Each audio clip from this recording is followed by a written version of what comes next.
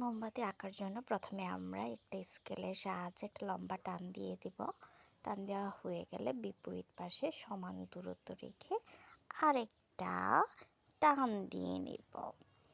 টান দেওয়া হয়ে গেলে নিচের অংশে চন্দ্রবিন্দুর মতো করে এঁকে দুটো রেখা মিলিয়ে দেব। তারপর আবার সমান দূরত্ব রেখে আবার একটা চন্দ্রবিন্দু এঁকে নেব।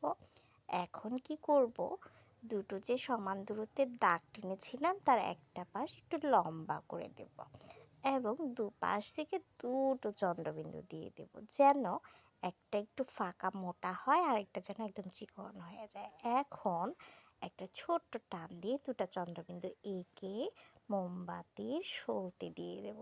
তারপর ছোট ছোট ছোট ছোট দাগ কেটে দিয়ে দেব যেন বোঝা যায় মোমবাতিটি জ্বলছে। এখন একটি স্কেলের সাহায্যে আড়াআড়িভাবে দুটো করে দাগ টেনে নেব যেন মোমবাতিটার একটা ডিজাইন হয়ে যায়।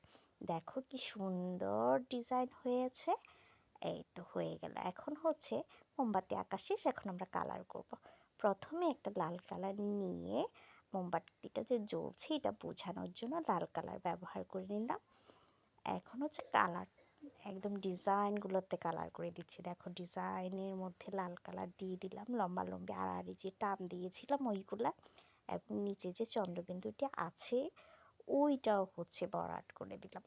এখন লাল কালারের কাজ শেষ, এখন হচ্ছে আকাশি কালার নিয়ে এসেছি। আকাশি কালার দিয়ে সাদা যে অংশগুলো আছে ওইগুলা হচ্ছে সুন্দর করে বর্ডার টেনে টেনে একদম ভিতরের অংশগুলো কালার করে ফেলছি। দেখো কি সুন্দর একটা কালার হয়েছে।